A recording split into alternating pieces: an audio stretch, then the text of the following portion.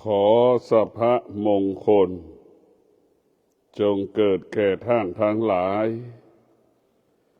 มีสติต้อนรับพระธรรม น้อมนำเอาพระธรรมมากำกับมากำหนดมาควบคุมกายวาใจของเราวันนี้เรามีสติคิดพูดและกระทำล้วนเป็นความจริงทุกประการวันนี้เรามีสติเราไม่ยึดติดสิ่งที่เรารู้ที่ผ่านตาผ่านหูผ่านจมูกผ่านลิ้นผ่านกายผ่านจิตวันนี้เรามีสติเราจะปลดเปลื้องสิ่งที่เรารู้ทั้งหมดทั้งสิ้นที่มันผ่านตาหูจมูกลิ้นกายใจวันนี้เรามีสติเราจะไม่ต้อนรับความสุขความทุกข์ความพอใจความไม่พอใจที่มันผ่านตาหูจมูกลิ้นกายใจวันนี้เรามีสติเราจะระงับเราจะยุติความคิดที่มันผ่านทางตาทางหูทางจมูกทางลิ้นทางกายทางจิตมิให้มันเกิดขึ้นวันนี้เรามีสติเราจะเดินจงกรมให้ได้4 ชั่วโมงวันนี้เรามีสติเราจะนั่งสมาธิให้ได้4 ชั่วโมงตัวสติเป็นผู้ขับเคลื่อนร่างกายของเราเป็นผู้ขับเคลื่อนจิตของเราสติเปรียบเสมือนผู้จัดการผู้บริหารกายกับจิตของเราเมื่อเรามีสติ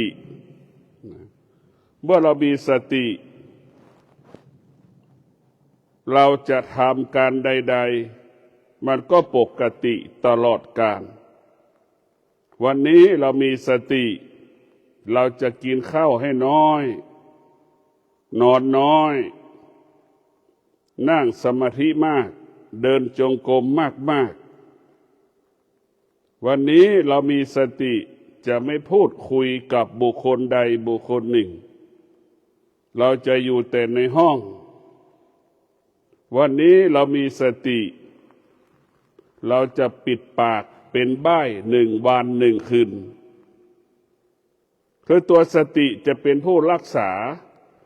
กายวาจาใจให้มันเป็นปกติตัวสติจะเป็นผู้สร้างคุณงามความดีให้กับกายวาจาใจตัวสติเป็นตัวรักษากายวาจาใจเราให้เป็นปกติตัวสติเป็นเสาเอกของ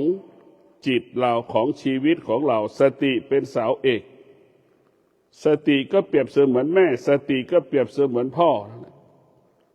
ธรรมะอื่นๆก็เปรียบเสมือนลูกเป็นเสมือนหลานสติดูรู้ว่าครอบครัวไหนก็แล้วแต่ถ้าพ่อแม่ตายไปความอบอุ่นไม่เกิดมันเว้งว้างมันไม่สบายกายไม่สบายใจสุขไม่เต็มร้อยเพราะฉะนั้นสติมันเกิดขึ้นกับบุคคลใดบุคคลนั้นจะมีกำลังมากเหมือนช้างสตินี่เป็นกำลังที่ยิ่งใหญ่ผู้ที่มีสติดังพระพุทธเจ้าใช้สติทุกลมหายใจ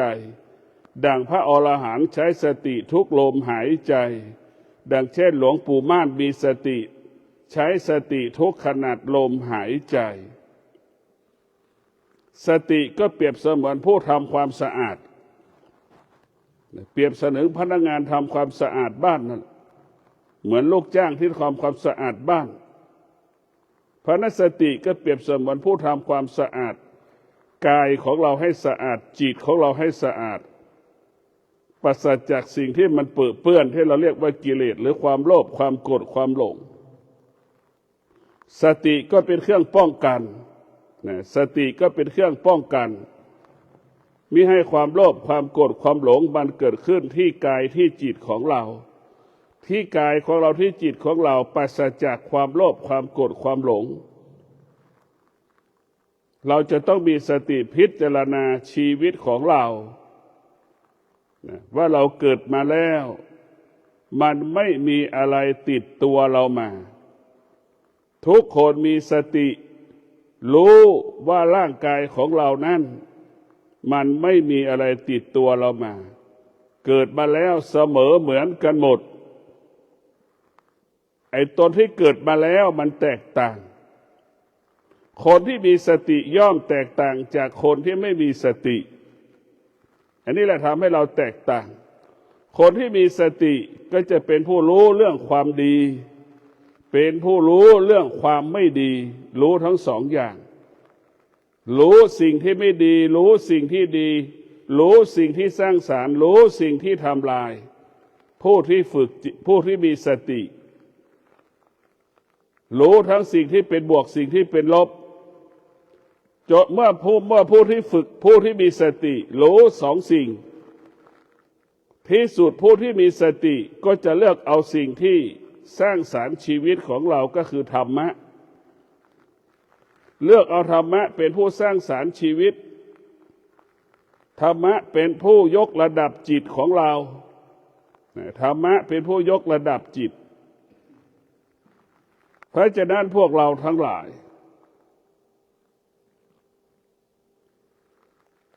ผู้ที่ไม่ได้ฝึกจิตนั้นหรือผู้ที่ขาดสตินั้นรู้แต่สิ่งที่ไม่ดีเห็นแต่สิ่งที่ไม่ดีเหมือนควายเหมือนงัวรู้แบบนั้นแหละมันก็เกิดมาก็เป็นสภาพมันไม่ไปไหนเพราะงัวควายเป็นเช่นนั้นแต่มนุษย์ที่เกิดมาแล้วมีสติใช้สติและสติก็เปลี่ยนแปลงชีวิตสติก็พัฒนาชีวิตสติก็ยกฐานะชีวิตเปลี่ยนแปลงชีวิตของเราที่เรามีกินก็เพราะเรามีสติที่เรามีกินน้อยเพราะเรามีสติน้อยเรามีเครื่องอุปโภคมากเพราะเรามีสติมากมีสติน้อยเราก็มีเครื่องอุปโภคบริโภคน้อยมันเป็นธรรมชาติของมันโดยเฉพาะผู้ที่เกิดมาแล้ว เกิดมาเหมือนกันแต่หลังที่เกิดมาแล้วแตกต่างกันอันนี้คือเรื่องใหญ่ที่สุดโดยเฉพาะพ่อแม่ที่มีสติกับพ่อแม่ที่ขาดสติหรือมีสติน้อยเนี่ยมันจะแตกต่างกันเพราะพ่อแม่ที่มีสติมากก็จะเอาธรรมะไปอบรมสั่งสอนให้ลูกจะบอกให้ลูกอดทนอดทนอดทนอดทนจะสอนลูกด้วยความเป็นจริงผู้ที่ขาดพ่อแม่ที่ขาดสติหรือสติมีน้อยจะสอนลูกให้อยู่กับธรรมชาติเข้าใจเรื่องธรรมชาติมันจะแตกธรรมชาติมันก็เหมือนกบฏเหมือนงัวเหมือนควายธรรมชาติเหมือนควายลูกควายเกิดมาเป็นธรรมชาติมันก็จะเกิดมาสักพักมันก็จะเดินไปหาท้องแม่ไปดูดนมแม่คือธรรมชาติแม่มันไม่ต้องบอกนั่นคือธรรมชาติของควายนั่นคือธรรมชาติแต่มนุษย์ที่เกิดมาแล้วได้พัฒนาจิตยกระดับจิตมนุษย์จะเป็นผู้รู้ความจริงนะเป็นผู้รู้ความจริงความจริงก็คือธรรมะให้เรามีสติมากเท่าไหร่เราก็มีกินมีใช้มากเท่านั้นเรามีสติมากเท่าไหร่เราก็มีเครื่องอุปโภคบริโภคมากเท่านั้นมีสติมากเท่าไหร่เครื่องอำนวยความสะดวกในการดำเนินชีวิตเราก็มีมากเท่านั้นอันนี้เอาธรรมะไปจัดการบริหารชีวิตไปใช้กับชีวิตในการดำเนินชีวิตประจำวันแต่ถ้าเราเอาสติธรรมะพุทธเจ้ามาควบคุมกายของเราธรรมะภาคปฏิบัติเอาสติเหมือนกันแหละเอามาใช้ลักษณะของการปฏิบัติธรรม เท้าขวาย่างเราก็รู้เนี่ยเอาสติมาใช้ในการปฏิบัติธรรมเท้าซ้ายย่างเราก็รู้นี่เอาธรรมะเอาสติมาใช้ในการปฏิบัติธรรมเอามารู้เอาสติมารู้เรื่องกายจะนั่งระหว่างจะนั่งเราก็รู้ระหว่างก้นเราจะถูกพื้นเราก็รู้นี่แหละคือให้เรารู้อะไรในรู้เรื่องกายการนั่งการเอาธรรมะพุทธเจ้ามาภาคปฏิบัติเอามาใช้ในกายของเราเมื่อกายของเราประกอบไปด้วยตัวสติคำว่าผิดพลาดไม่เกิดเช่นเท้าขวาย่าง100 ครั้งนี่มันก็สามารถกำหนดรู้100 ครั้งแม่นยำ100 ครั้งชัดเจน100 ครั้งเท้าซ้ายย่าง100 ครั้ง1,000 ครั้ง10,000 ครั้งเราก็สามารถกำหนดแม่นยำทุกครั้งจน10,000 ครั้งนั่นแหละเพราะสติโดยจะเป็นผู้ที่เตือนเราบทมือเราจะจับวัตถุสิ่งของใดๆมันก็รู้ให้เรามีสติรู้ว่าเราจะจับแก้วน้ำมีสติรู้ว่าเรากำลังตักข้าวใส่ปากเรามีสติรู้กำลังเคี้ยวอาหารมีสติรู้เรากำลังจะกลืนอาหารมีสติรู้ว่าเราก็เอากำลังตักน้ำจับดื่มน้ำถ้าเรามีสติทุกอริยบทที่กายกับจิตมันเกี่ยวข้องกายกับจิตต้องสัมพันธ์กันกายก็สัมพันธ์กับจิตจิตก็สัมพันธ์กับกายคำว่ารู้นี่แหละคือให้รู้ระหว่างกายกับจิตเมื่อเรารู้เรื่องกายกับจิตแล้วกายกับจิตมันก็คุ้นเคยกันง่ายแก่การพัฒนาง่ายแก่การแก้ปัญหาทั้งหมดทั้งสิ้นพวกเราทั้งหลายสติฝึกฝนจิตสติควบคุมจิตสติจึงเป็นผู้รู้จิตเราจึงเป็นผู้รู้เมื่อสตินั้นได้รับการฝึกเมื่อจิตเราได้รับการฝึกฝนจิตเราเป็นจิตผู้รู้สติเปรียบเสมือนพระพุทธเจ้าสติเปรียบเสมือนพ่อแม่ครูอาจารย์คอยอบรมสั่งสอนให้เรารู้เรื่องสิ่งที่ดีแค่เรารู้กับสิ่งที่ไม่ดี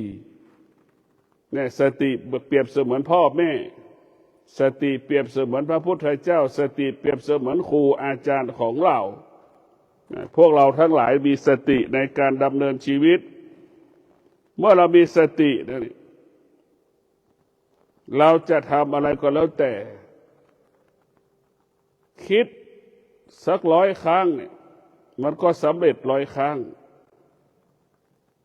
เราพูดไปเจรจาสื่อสาร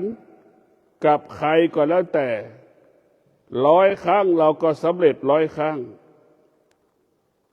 เราจะไปทำอะไรก็แล้วแต่100 ครั้งเราก็สำเร็จ100 ครั้งเพราะสตินี่แหละจะทำให้เราเป็นต้นกำเนิดคำว่าสำเร็จสติเป็นผู้บริหารจิตเปรียบเสมือนลูกจ้างจิตก็เป็นลูกจ้างสิ่งอื่นๆก็เป็นลูกจ้างของจิตอีกทีหนึ่งมือก็เป็นลูกจ้างของจิตตาก็เป็นลูกจ้างของจิตเพราะฉะนั้นพวกเราทั้งหลายสติจึงเป็นใหญ่ในชีวิตของเราสติจึงเป็นเสาเอกของธรรมะภาคปฏิบัติสติเป็นเสาเอก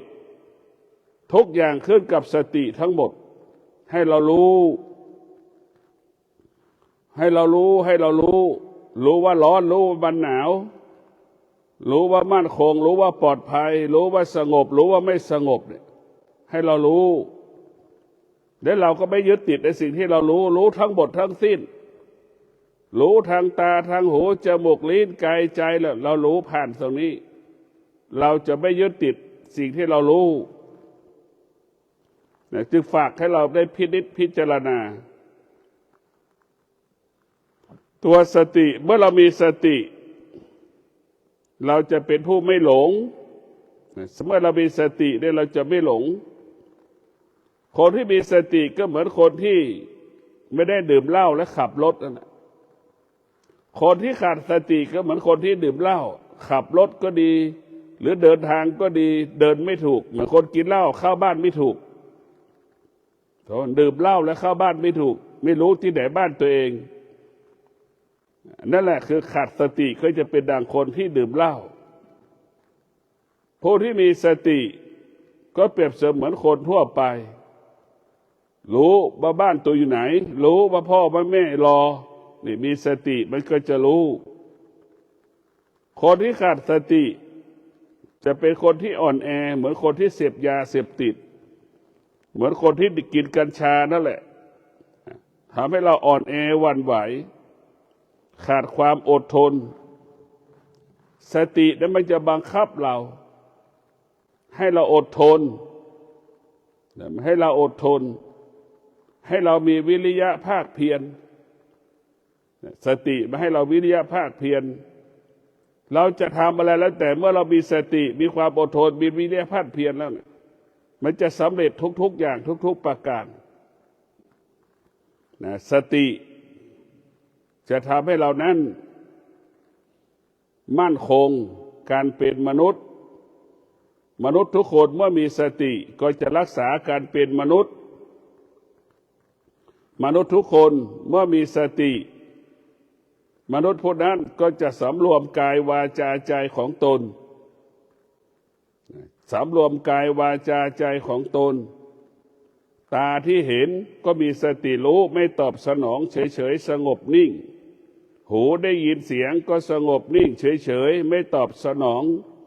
จมูกสัมผัสกับกลิ่นสารพัดกลิ่นก็สงบนิ่งเฉยๆไม่ตอบสนองไม่สำแดงอาการลิ้นก็เป็นเช่นนั้นกายก็เป็นเช่นนั้นจิตเราก็เป็นเช่นนั้นเรารู้เฉยๆสงบนิ่งนี่แหละคือตัวสติมันจะ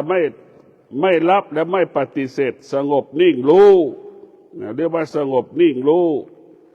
เพราะนั้นสติเนี่ยมันจะเป็นผู้ที่คัดแยกเหมือนเจ้าหน้าที่คัดแยกขยะ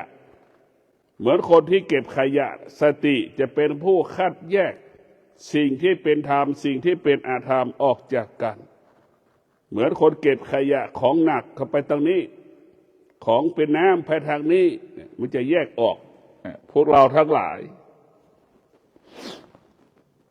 เราจะแยกแยะสิ่งที่เป็นอธรรมสิ่งที่เป็นอกุศลออกจากกันได้ในตัวสติเมื่อเรามีสติแล้วเราก็จะเห็นธรรมเห็นสิ่งที่เป็นอธรรมชัดเจนขึ้นในตัวสติแล้วมันก็จะเห็นสิ่งที่เป็นดำสิ่งที่เป็นขาวชัดเจนเมื่อเรามีสตินี่ทุกอย่างมันจะลดลงความโลภก็ลดลงความโกรธก็ลดลงความหลงก็ลดลงที่สุดอะไรที่เป็นอธรรมเนี่ยมันจะลดลงเรื่อยๆหายไปที่สุดเหลือน้อยที่สุดอะไรที่เป็นอธรรมอกุศลที่มาอยู่ในกายในจิตของเราเนี่ยสติมันจะกำจัดการสิ่งที่เป็นความโลภความโกรธความหลงให้เหลือน้อยที่สุดให้เราพอมาใช้เหลือน้อยที่สุดความอยากทั้งหลายก็เบาบางลงจนถึงที่สุดความอยากก็หมดสิ้นไปจากกายจากจิตความเศร้าโศกเสียใจที่มันเกิดขึ้นมันกระทุเราเบาบางลงที่สุดมันก็หายไปจากจิตใจเราเพราะเราเข้าใจก็เพราะสิ่งเหล่านี้มันไม่เที่ยงสิ่งเหล่านี้มันไม่เที่ยงเมื่อรู้สิ่งที่ไม่เที่ยงแล้วเราก็จะอยู่เหนือสิ่งที่มันไม่เที่ยงแล้วตัวสตินี่ตัวสติก็เป็นผู้ที่ปรารถนาดีต่อจิตเป็นผู้ปรารถนาดีต่อจิตจิตเมื่อได้รับการอบรมสั่งสอนจากสติแล้วจิตแล้วก็เป็นไปตามสติสติก็จะกำกับจิตตลอดเวลาเหมือนชาวนาไถนานั่นแหละจิตเราก็คงเปรียบเสมือนงัวที่ไถนาจิตเราเปรียบเสมือนงัวที่ไถนาสติเปรียบเสมือนคนถือหางไถกำกับงัวไถนามันจะเป็นถูกกำกับแบบนั้นแหละเห็นชาวนาไถนาเอางัวไปไถนาเอาควายไปไถนาเห็นไหมเราจะเห็นว่าจิตเราเปรียบเสมือนงัวเหมือนควาย สติเปรียบเสมือนคนถือหางไถนาชาวนาไถนานะกำกับงัวไถนาเนี่ยมันสำเร็จทุกอย่างเพราะเป็นเมื่อสติกำกับจิตแล้วเนี่ยทุกอย่างจะสำเร็จทุกอย่างตัวสติจะทำให้จิตละเอียดมันจะทำให้จิตละเอียดมันจะทำให้จิตเราสุขุมรอบคอบจิตนั้นจะเบาบางลงจิตมันจะจิตที่สะอาดถ้าเราไม่ได้ฝึกจิตนี่จิตเรามันจะจิตเราไม่ได้ฝึกฝนจิตก็เหมือนหินที่มันเป็นเหมือนหยกที่ถูกก้อนหินครอบอยู่นั่นเป็นสภาพมันแหละจิตมันหยาบคำว่าจิตมันหยาบก็เหมือนก้อนหินนะแล้วหยกอยู่ข้างในก้อนหินไอ้จิตหยาบก็คือก้อนหินไอ้จิตที่ฝึกแล้วก็เหมือนหยกเราจะเห็นว่าหยกได้ฝึกแล้วมันจะใสมันจะสะอาดไอ้จิตที่เราฝึกฝนแล้วเหมือนเม็ดหยกไอ้ระหว่างหยกกับหินมันอยู่ข้างใน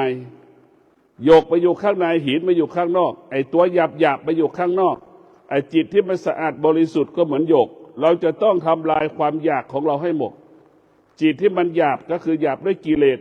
ความโลภความโกรธความหลงมาปกปิดมาปิดบังความอยากสารพัดความอยากมาปกปิดบังกิเลสตัณหาราคะมาปกปิดบังหมดความคิดสารพัดความคิดมาทับถมเห็นไหมเหมือนหินนั่นแหละไปปกปิดหยกอยู่ข้างในห้อมหู้อยู่ห่อโหหยกอยู่ข้างในเพราะฉะนั้นจิตเมื่อเราเล่าการฝึกฝนจิตมันก็จะละเอียดเหมือนหยกอยู่ที่ในก้อนหินนั่นแหละจิตอาจจะใสเหมือนก้อนหยกนั่นแหละนั่นแหละจิตที่แท้ที่เราฝึกไปใช้เป็นฉะนั้นถ้าจิตเราฝึกยังไม่ถึงที่สุดจิตเราก็ยังเป็นก้อนหินอยู่แหละมันหยาบมันไม่ละเอียดเพราะฉะนั้นพวกเราทั้งหลายสติจะเป็นผู้รักษาจิตสติจะเป็นผู้รักษาจิตก็มีความสำคัญต่อสติถ้าสติไม่มีจิตสติจะไม่รู้ไปพัฒนาสิ่งไหนสติสืบเนื่องต่อเนื่องด้วยจิตสืบเนื่องต่อเนื่องด้วยกายสติสืบจิตเราสืบเนื่องต่อเนื่องด้วยกายของเราประกอบไปด้วยตาจิตก็คือเป็นส่วนหนึ่งของตาจิตก็เป็นส่วนหนึ่งของหูจิตก็เป็นส่วนหนึ่งของจมูกจิตนั่นก็เป็นส่วนหนึ่งของลิ้นจิตก็เป็นส่วนหนึ่งของกายจิตก็เป็นส่วนหนึ่งของจิตเห็นไหมมันเรียกรวมกันเรียกว่าเป็นจิตเนี่ยมันมีความสำคัญกันหมดเราพิจารณาดูว่าความรู้สึกสารพัดความรู้สึกเนี่ยมันเกิดขึ้นที่ไหนตาหูจมูกลิ้นกายใจมันความรู้สึกจากความรู้สึกเหล่านี้มาไปปรุงแต่งการปรุงแต่งก็เกิดขึ้นอีกที่ไหนที่ตาหูจมูกลิ้นกายใจอีกไปปรุงแต่งเมื่อปรุงแต่งแล้วไปยึดติดยึดมั่นอีกตาไปเห็นรูปก็ไปยึดติดยึดมั่นหูได้ยินเสียงไปยึดติดยึดมั่นอีกจมูกสัมผัสกับกลิ่นไปยึดติดยึดมั่นอีกลิ้นก็ไปยึดติดยึดมั่นอีกกายเราก็ไปยึดติดยึดมั่นจิตไปยึดติดมั่นมันอยู่ตรงนี้แหละมันวกไปวนมาพวกเราทั้งหลายมันเกิดขึ้นที่กายมันเกิดขึ้นกับตาหูจมูกลิ้นกายใจทั้งหมดมันไม่ได้เกิดขึ้นที่อื่นเลยเกิดขึ้นที่ตาหูจมูกลิ้นกายใจเรามีสตินี่มันก็จะบอกให้เราพึ่งพาตนเองอาศัยตนเองเราไม่ต้องไปอาศัยบุคคลใดบุคคลหนึ่งเราไม่ต้องอาศัยสิ่งใดสิ่งหนึ่งเรามีสติทุกวันนี้เราขาดสติเมื่อเราขาดสติเราก็ไปพึ่งพาสิ่งอื่นๆอาศัยสิ่งอื่นๆเอาสิ่งอื่นมาเป็นเหตุให้เราสุขเอาสิ่งอื่นมาเป็นเหตุให้เราทุกข์ก็ไม่มีใครทำให้เราทุกข์ตัวเราเท่านั้นทำให้เราทุกข์สุขก็ไม่มีใครทำให้เราสุขตัวเราเท่านั้นทำให้เราสุขจะหมดไปก็เกิดจากตัวเราเท่านั้นเป็นผู้แก้ไขทุกข์ก็เช่นเดียวกันตัวเราเท่านั้นเป็นผู้แก้ไขให้เรารู้ไม่มีใครที่จะทำให้เรามีความสุขไม่มีในโลกไม่มีใครทำให้เราทุกข์ก็ไม่มีในโลกมีแต่ตัวเราเท่านั้นทำให้เราทุกข์ใจก็เพราะตัวเรานี่แหละ ทุกข์สุขใจกับที่เรานี่แหละไม่มีคนไหนทำให้เราสุขใจทุกข์ใจได้มีแต่ตัวเราเท่านั้นทำให้เราสุขทำให้เราทุกข์แต่เราไม่ได้ฝึกจิตเราก็ไม่เห็นจิตมันหยาบมีเมื่อจิตมันหยาบมีเรามาปกปิดบังเราก็เอาความทุกข์ไปให้กับสิ่งอื่นเวลาทุกข์ใจเวลาไม่สบายใจก็คิดว่าสิ่งนี้ทำให้เราเป็นทุกข์ถ้าเป็นชาวบ้านก็บอกว่าเป็นผีเป็นวิญญาณทำให้เราทุกข์สามีเลิกก็บอกเข้าใจว่าสามีไปติดผู้หญิงก็เข้าใจว่าสามีไปถูกของคุณสายถูกคาถาอาคมอันนี้แหละคือเราเอาไม่ได้ฝึกจิตก็เอาจิตไปออกนอกกายพระพุทธเจ้าเนี่ยยังไม่มีสิทธิ์ทำให้เราเกิดความทุกข์ได้เทวะทุกพระองค์ไม่มีสิทธิ์ทำให้เราเกิดความทุกข์ได้มีตัวเราเท่านั้นทำให้เราทุกข์ไม่มีอะไรศักดิ์สิทธิ์เท่ากับตัวเราที่ศักดิ์สิทธิ์ที่สุดไม่มีเทวดาองค์ไหนศักดิ์สิทธิ์มีตัวเราได้แต่ศักดิ์สิทธิ์เทวดาทั้งหลายเป็นผู้สนับสนุนส่งเสริมชีวิตของเราเฉยๆเพราะเทวดาทั้งหลายมันต้องการบุญต้องการกุศลแต่มันก็ต้องอาศัยกายของเราอาศัยจิตของเราเนี่ยไปทำความดีเพราะฉะนั้นพวกเราต้องมีสตินี่คือสำคัญมันบังคับให้เรารู้เรื่องแต่ความดีเลือกเอาความดีเอาสิ่งที่ดีเนี่ยดีก็คือธรรมะอดทนวิริยะภาคเพียรอย่างเงี้ยสติก็บอกให้เรามีความอดทนมีวิริยะภาคเพียรเมื่อเรามีความอดทนมีวิริยะภาคเพียรชีวิตเราก็มีสิ่งที่ดีงามสิ่งที่งอกงามเกิดขึ้นกับชีวิตของเราตลอดเวลาเรามีสติมันจะบอกให้เรานั้นด้วยไม่บอกให้เรารู้ไม่ต้องไปยึดติดไม่ให้เราไปยึดติด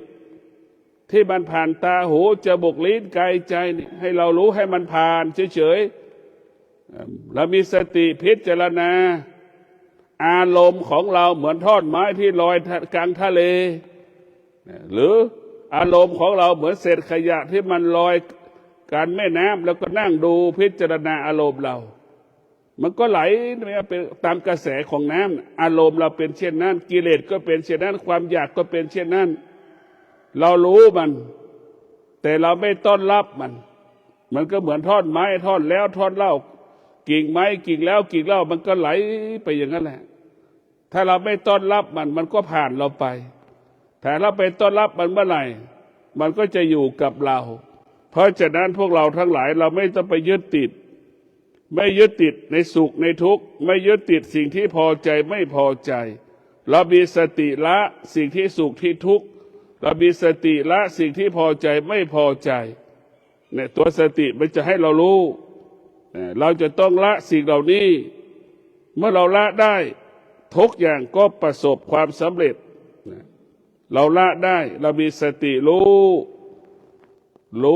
ว่าแม่อยู่กับเราแค่บางเวลาเนี่ยเรามีสติรู้เรามีสติรู้ว่าลูกอยู่กับแม่แค่บางเวลาเรามีสติรู้แบบนี้เมื่อเรามีสติรู้แล้วรู้ความจริงเราก็ละความจริงรู้ความจริงละความจริงถ้าเรารู้ความจริงละความจริงไม่ได้ชีวิตเราก็จะลำบากเราต้องรู้ความจริงละความจริงจนถึงที่สุดมันก็ไม่มีอะไรในร่างกายจิตใจของเราจะมีคติธรรมให้เรารู้เรื่องธรรมเรื่องสติให้มากที่สุดเรามีหน้าที่ของสติก็รู้ลมหายใจเข้านั่นแหละคือเรารู้ธรรมเรามีสติรู้ลมหายใจเข้าออกนั่นแหละนั่นคือเรารู้ธรรมมีสติรู้ลมหายใจเข้าออกนั่นแหละเราอยู่กับปัจจุบัน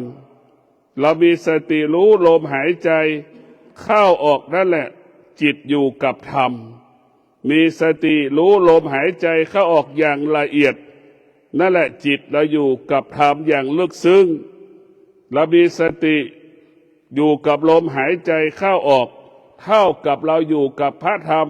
84,000 พระธรรมขันธ์เรามีสติอยู่รู้ลมหายใจ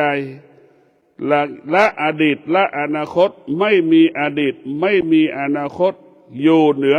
อดีตอยู่เหนืออนาคตอยู่เหนือปัจจุบันมีสติรู้ลมหายใจเห็นกายเห็นจิตเราก็เห็นกายเห็นจิตมีสติรู้ลมหายใจให้จิตอยู่ในกายไม่ให้จิตออกนอกกายมีสติรู้ลมหายใจไม่คิดเราจะไม่มีความคิดเราจะไม่ใช้ความคิดเรามีสติรู้ลมหายใจเราจะไม่ยึดติดในความอยากเราไม่ให้ความอยากเกิดขึ้นในจิตใจของเรา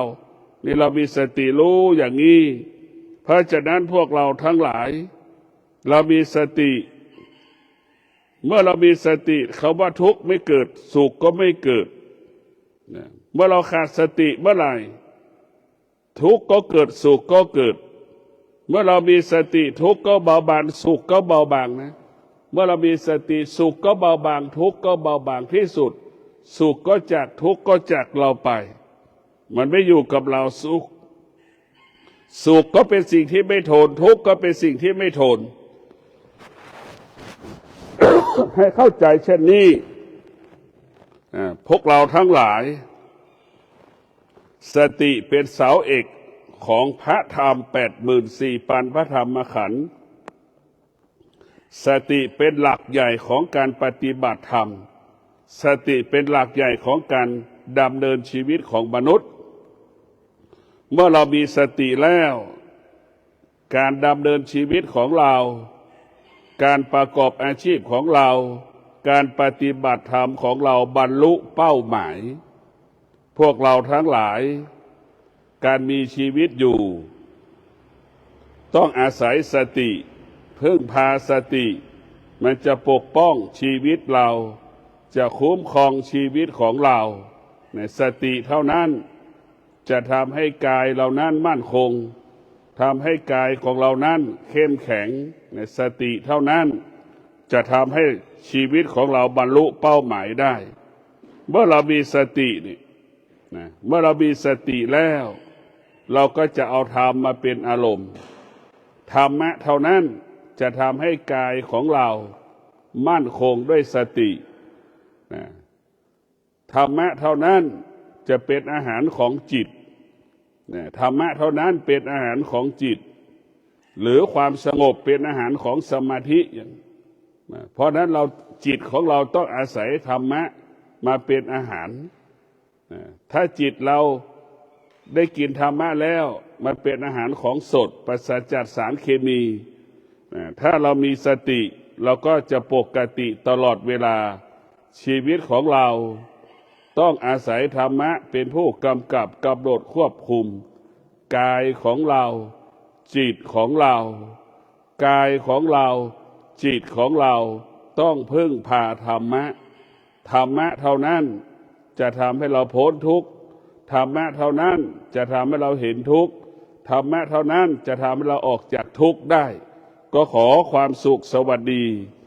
จงเกิดแก่ท่านทั้งหลายตื่นมาทุกเช้าให้มีสติ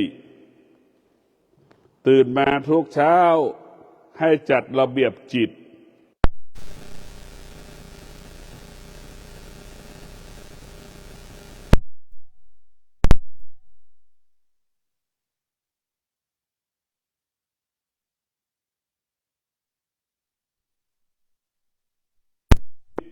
ดังที่ได้กล่าวว่ามีสติมีกินมีใช้เหลือกินเหลือใช้มีสติมีทรัพย์มีสมบัติมีสติชีวิตอุดมสมบูรณ์ไปด้วยทรัพย์สมบัติปัจจัยสี่ผู้ที่ปฏิบัติธรรมมีสติธรรมก็เกิดขึ้นที่กายที่จิตเกิดขึ้นทุกวันเกิดขึ้นทุกวันเมื่อเรามีสติปฏิบัติธรรมสำเร็จทุกวันขอเจริญพร